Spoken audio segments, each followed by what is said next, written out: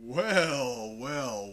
Hello, everybody. Parcel Jutsu here, and yeah, it's a big weekend. Oh, by the way, Happy New Year, and yeah, I hope you checked out my chapter 1000 live reaction for One Piece, because it's a big occasion, obviously. 1000 chapters of One Piece. Holy shit.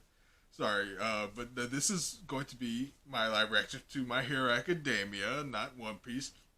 So we're switching. We're getting back to My Hero. This is going to be chapter 296, titled "A Hellish Hell." It's quite a title there, but it's pretty appropriate because yeah, in the aftermath of this chaotic arc that we just went through.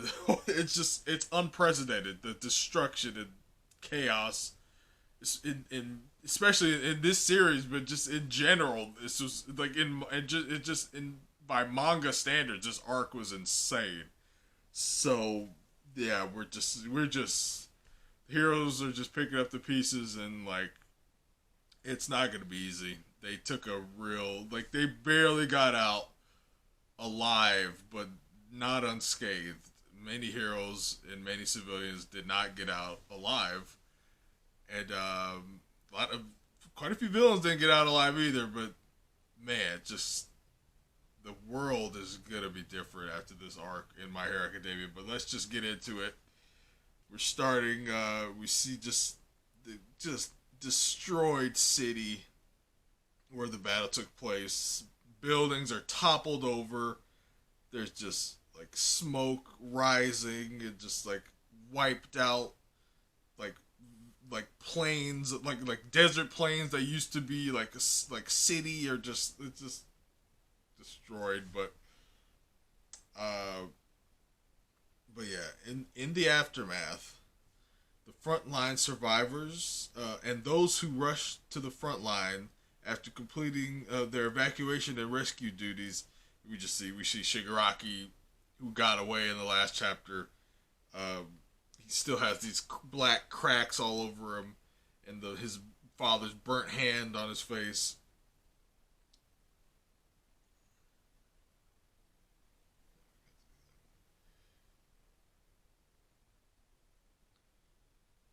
Okay, so we see some heroes. We see Pixie Bob from the Wild Wild Pussycats. The last we saw her, I believe she was trying to use her earth bending quirk to kind of stop Shigaraki's wave of decay. Um, I think we're kind of flashing back to when she did that, and I think we're also seeing like present Mike. He's like looking extremely intense. Even Wash looks super intense. He's like got his powers going. Oh, oh, wait a minute. We see 13. Her mask is cracked, and we see a portion of her face.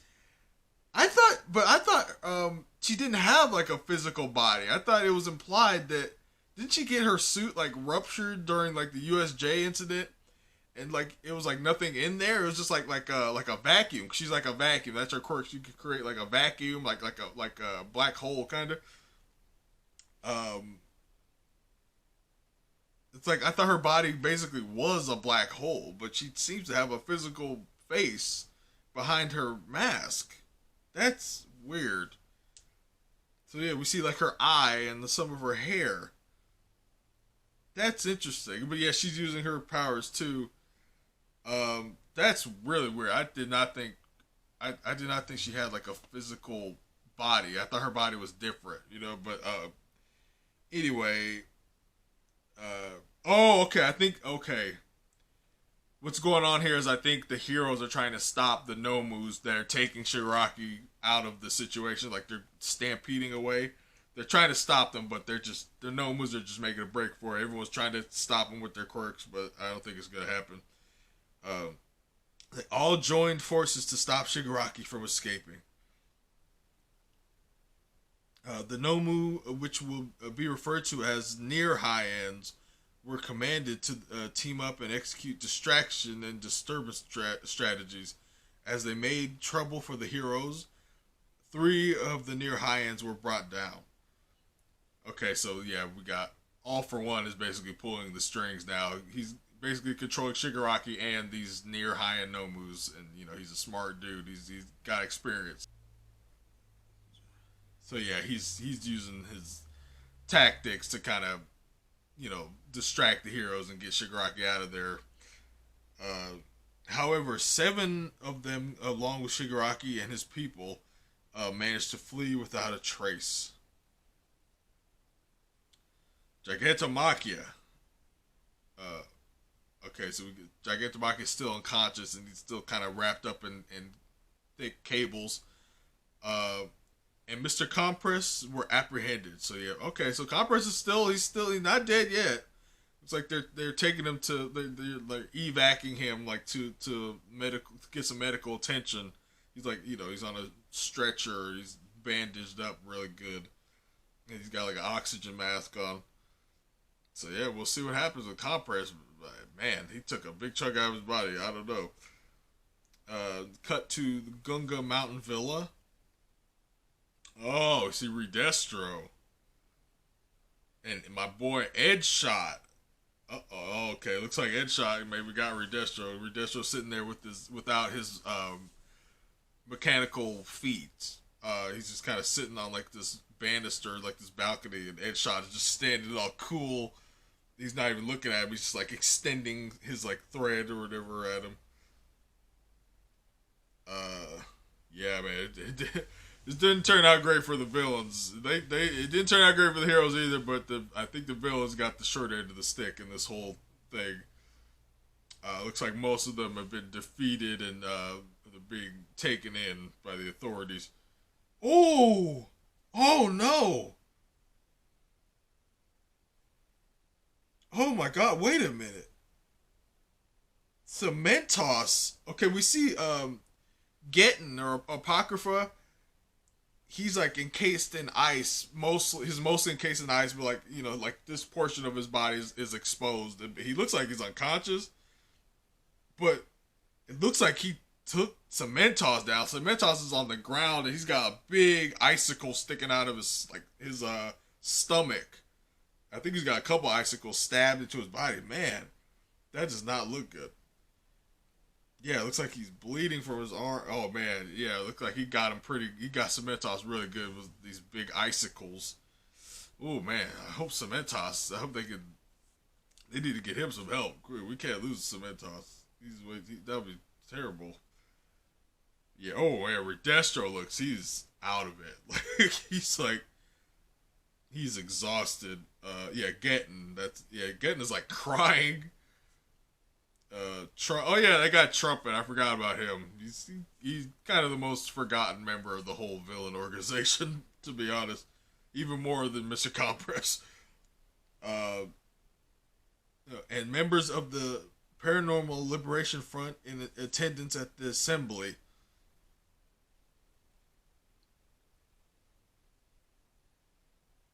Were also captured. In total, 16,929 individuals. God damn.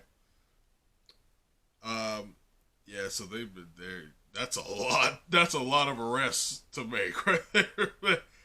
But it's a shame we didn't get to see much of what the commanders of the units, the specific units of the Paranormal Liberation Front, like they had cool designs.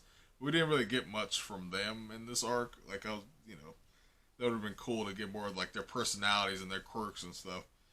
But yeah, they're getting apprehended now. However, Gigantomachia's rampage allowed 132 of them to escape. Okay, so they're not done yet. Including high-ranking advisors. Okay, cool. It's okay, so they're not completely out of they're not completely out. Their bases scattered around the country were hit too, and the sympathizers were rounded up. And we see, what's that goofy ass hero's name that was in the Paranormal Liberation Front? I don't even remember. That was like in the start of this arc. That was so long ago now. the goofy dude with the mask, you know, like it looks like he's been arrested too, and like some other guy sitting next to him who also looks like a hero. They've both been, I guess, they're both sympathizers. Oh man, we just see the burning chaos of these like destroyed cities. You see some heroes like running into action. Just got word from one of the Ryukyu agency's trainees. Apparently, Himiko Toga got away and should still be in the area. Damn that girl. We've got enough to worry about. That was like just a normal cop who said that. So yeah, they're looking for Toga. She's definitely still at large. Oh man, this is like next level natural disaster destruction. Just looks like like 5 Roland Emmerich movies rolled through the town. Like it's just like it's like the city has been like reshaped and restructured. It's been so thoroughly destroyed. It's just like you got cars like on top of buildings. Like streets are just like rocks. Like the streets have been reduced to big boulders pretty much. And buildings are just like toppled. Fires everywhere. Like the city's just been destroyed. You just see someone's going, ow, ow, someone please. Ah. It's just poor civilians are just like buried under all this chaos and rubble. We need help. No way. No. It hurts. Brother. Oh no. Oh my god. There's like a little baby, little boy. Like just like a toddler. And like he's like trapped under this giant piece of like concrete. He's like bleeding. And like his little baby sister is like trying to pull him out. He's saying, "Get away from me, Mika. These rocks are gonna fall. Save yourself. It's too risky." Okay, this is legit. Like, in oh my god, this is like really powerful. Like this is making me like emotional almost. Like you've seen in manga and like movies, like there's always like massive destruction, like aftermath scenes, like where like a city's like destroyed or whatever. But to see like little kids, oh my, like just this panel that is heartbreaking. This poor little boy is trapped under this rubble and his little sister's trying to help him. That's heartbreaking. That's terrible. Like, man, Horikoshi is really going for it in this arc. Like, oh my god. It's, if you can get away, you can have my Endeavor pouch. I think that's probably the sister. No! It looks like the building is about to, like a building is about to fall on them. The little girl's just like trying to pull her brother out. Oh no, yeah, there was a little brother, so she can have his Endeavor pouch if she can get out. And I don't want the pouch. She's just crying, just trying to pull him out. The big pieces of rubble are about to fall. I just want to be with you. Oh, thank God. Okay. All right. Uraraka and Sue come scoop up and save both of these kids in the nick of time, like real heroes. That's my girls. Uraraka's a close one, huh? Sue goes, ribbit. What? Yeah, all these poor babies are just crying. Where's our mom and dad? Sue goes, the boy's leg is hurt. I'll take him to the evac camp. Help! There's someone under here. The little girl goes, Endeavor pouch! So yeah, these poor babies, they're traumatized by all this. So Uraraka goes, I'm on my way. She's gonna go help the person who's another person who's trapped. Oh, dang. So yeah, so she's going into action. We just sees this guy kind of standing like in a doorway off to the side of Uraraka. He goes, uh, um, my wife's inside. He's this poor dude, man. He is bleeding profusely from the head. It's going down his face. He's bleeding all over. His arm is messed up. He says, "Hurry up, miss." Uraraka she's just too much. Like, she doesn't know who to help first. And she's going to help someone else, but then this guy came and said his wife was trapped. And then she just snaps. She goes, what apartment number? And she said, gotta save them. As many as I can. And it looks like she did save the wife real fast. Because we see her hugging her husband. We see more people trapped under rubble. Hey, over here. Oh, we see Koda lifting up some rubble. And some other hero is like helping this lady out. Uraraka's inner monologue continues. There are still lives that can be saved. The paramedics go, there are more this way. And Uraraka's using a quirk to lift up rubble. This is kind of what Uraraka wanted to be from the beginning. Is like a rescue hero to like use her quirk to like help people in natural disasters, and this is certainly a natural disaster. So she lifts up a big rock off of somebody. They go, need water. I think is this like a fish person? Like, they're going need water. Like, their face looks kind of weird. I think this is like kind of a fish person, civilian. Careful, that's gonna collapse. Uraraka goes, relax, you're okay now. And someone else immediately goes, I need some help, heroes. Don't just stand there. I can't take it. Uh-oh. Uraraka sees this poor like young hero looking dude. He's like, I can't take it. This is too much. Oh boy, he's cracked, man. This is a little more than he signed up for to be a hero. Like, nobody was prepared for this. You see this poor bastard looking at all this chaos of the paramedics and the civilians, all the destruction. He's cracking. He's just a bunch of civilians. I need some help, quick, mommy. The pain, Kenta. Watch out, careful.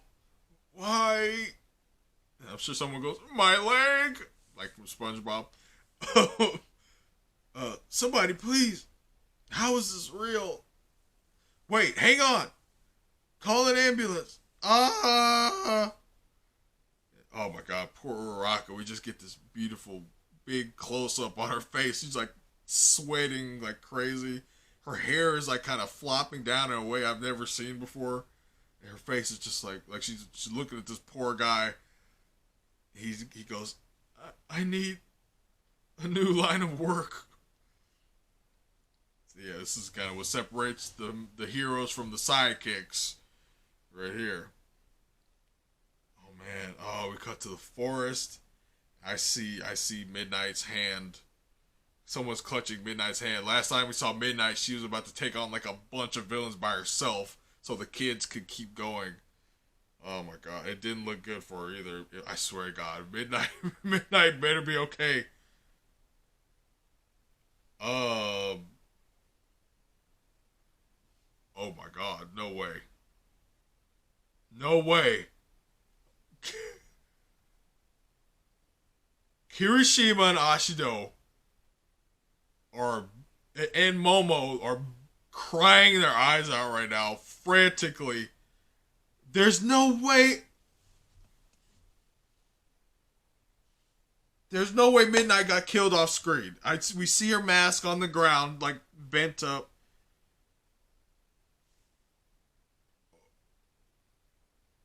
Oh my God! No way! I see the next page. Hold before I let the narrator, someone says Shigaraki had truly died. His rebirth was cut short at the moment the equipment was destroyed. That slight zap of electricity, which the nearby Exless didn't even feel himself, wasn't enough to revive Shigaraki. No, what brought him back to life was his dream and his hatred. We just come back to that scene where like the the wires kind of defibrillated Shigaraki, but that's not what did it. It was him that came back. No way. Okay, I'm looking the next page. The next page is like this like memorial page basically of all the major heroes that died during this. Right at the top is Midnight. No way! There's no way! Yeah, we see Crust. We know Crust is dead. I see Exless. I see the magician guy that was Momo's mentor. We barely got to see him do anything. He's dead. With that one guy, I forgot his name. He was Native, that's his name. He's dead. We see this one female hero I don't really recognize. We see that guy that Toga killed, twice killed with a knife to the back of the head. We see this other guy. We see some. I don't really recognize any of the others. Yeah, it's like it's like 10 more heroes that I don't recognize that they died. I can't, Midnight died. Midnight died off screen. Oh my god, dude. Shigaraki's gotta go down for this shit. They gotta pay for that, man. They're gonna pay for Midnight. Um, we just cut to this. We cut to this random guy looking on his phone. Well, dang. And we see like this other person talking to this bear person who looks like Beppo from One Piece, and like showing them on their phone. It's all over, huh? That Dobby dude totally sucks. But what's Soul Indy gonna do now? We're just cutting to like random civilians talking about what happened. Do you think it's all true? If so, that's awful. Ever since his days as number 2, I had a feeling something shady was going on behind the scenes. Isn't it his job to protect us? What's going on? His career's finished for sure. And we cut to poor beat up Deku, he's just covered in blood and sweat and tears. He's unconscious on a stretcher, and we cut to Endeavor, who's in the same exact state. They're done. They might be unconscious for like days. He better have a statement ready about all this tomorrow. That ain't gonna happen, man. Maybe he'll move abroad. With what money? Do you think we're going to be okay? Sure. I mean, think about it. So we see. I think these are these kids from that one preliminary that one test that Bakugo, Todoroki, and like Kami had to take with like wrangling those kids. I think we see 2 of them here talking. Sure. I mean, think about it. We've got the 5 weenies and those guys looking out for us. Yeah, these are the kids. They called them 5. They called Todoroki 5 weenies. That's definitely them. Oh boy, we just see. Oh, oh shit! That night, we cut to Tartarus. We cut to this motherfucker all for one. I can feel it. My expectations were a bit off, but it won't be long now.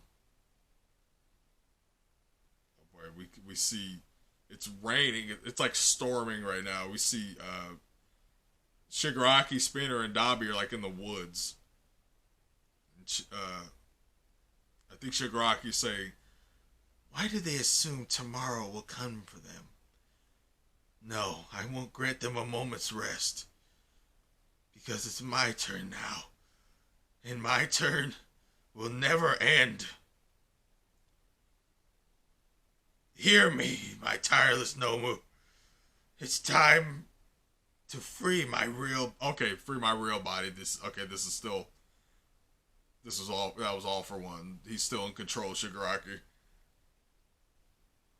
So yeah, the Nomus are just like huddled around their master inside of Shigaraki's body. And the next chapter hits January 17th. So yeah, I think we'll be on break, just like One Piece. Oh my god. Yeah. That, obviously, for me, the main takeaway is Midnight. It's just, I love Midnight, man. And like, that's... Midnight being killed off screen is the last thing I would have wanted to happen in this arc. And it's just all the destruction and decimation. Yeah, it's bad. It's really bad right now in the hero world of My Hero Academia, and who knows what All For One is gonna do next, man. And well, obviously wants to free himself from Tartarus. I think we've all been seeing that coming for a long, even before this arc. Like you knew there was gonna be a prison break, and All For One was gonna get out eventually. But holy shit, man. All right, man. That was chapter 296. Parasite Jutsu. Extremely bummed out. Like, comment, subscribe. R.I.P. Midnight, man. Holy crap.